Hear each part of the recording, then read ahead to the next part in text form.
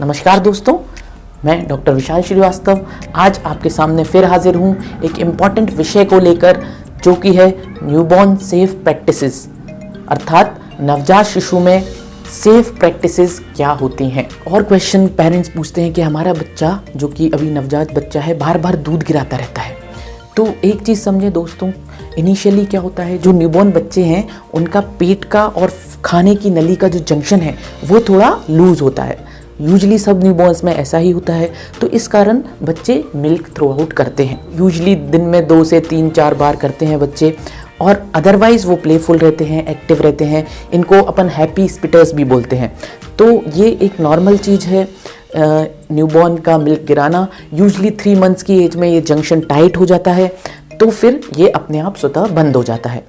अब ये याद रखें कि हमें इस केस में डॉक्टर को कब दिखाना है। डॉक्टर को आप जब दिखाएंगे अगर बच्चा स्पिट कर रहा है और उसका वज़न नहीं बढ़ रहा।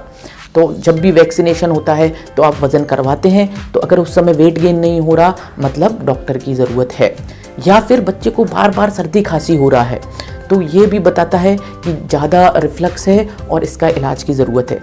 या फिर बच्चा बिल्कुल आपके गर्दन को फुल एक्सटेंशन पोस्चर में बार बार हो जाता है, तो ये भी दिखाता है कि बहुत सीवियर ग्रेड का रिफ्लक्स है और इसके इलाज की ज़रूरत है। इसके लिए आप एक चीज़ ये कर सकते हैं कि जब भी दूध पिलाएं तो 5 से 10 मिनट तक बच्चे को कंधे पे रख के थप्पी मारें, जिसको कहते हैं डकार दिलवाना या बर्पिंग। तो ये ज़रूर करें। बाकी घबराएं ना। अगर वेट गेन अच्छा है, बच्चा खेल रहा है, तो कोई दिक्कत नहीं है, धीरे धीरे ये स्वतः ख़त्म हो जाएगा। अब कुछ कॉमन स्किन लीजन्स के बारे में जानते हैं। इनिशियली बच्चा जब 2-3 दिन का होता है तो सफ़ेद सफ़ेद दाने आ जाते हैं पूरे नाक पे और फोरहेड पे। तो ये इनको हम बोलते हैं मिलिया, और ये भी नॉर्मल चीज़ है, अपने आप चले जाते हैं। इसी समय में भी कई बार बच्चे की स्किन पूरी रेड हो जाती है और बस पाम्स और सोल्स छोड़ के बच्चा पूरा रेड हो जाता है, धब्बे पड़ जाते हैं। वह भी एक नॉर्मल चीज़ है, उनको हम इरेथमा टॉक्सिकम बोलते हैं। वह भी 7 दिन के अंदर ख़त्म हो जाता है। इन सब चीज़ों के इलाज करने की बिल्कुल ज़रूरत। फिर हम आते हैं कि कुछ निशान जो कि शरीर पर रहते हैं, जैसे कुछ बच्चों की पीठ के नीचे भाग में एक नीले कलर के धब्बे रहते हैं, उनको हम बोलते हैं मंगोलियन स्पॉट। पर हाँ, उनको एक बार डॉक्टर को ज़रूर दिखा लें। मंगोलियन स्पॉट यूजली 1 साल के बाद रिग्रेस कर जाते हैं, तो उनके लिए कोई ट्रीटमेंट की ज़रूरत नहीं। बच्चों में कभी कभी लाल धब्बे होते हैं जिनको हम बोलते हैं हेमेंजियोमा, जो कि थोड़े स्किन से उठे हुए रहते हैं। तो हेमेंजियोमास भी यूजली 6-7 महीने तक बढ़ते हैं, फिर 1 साल के बाद रिग्रेस होना शुरू हो जाते हैं।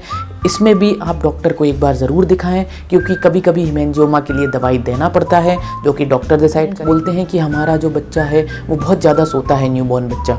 तो इसके लिए मैं बता दूं कि न्यूबॉर्न बच्चे 16 से 20 घंटे तक सोते हैं। इसमें कोई घबराने की बात नहीं है।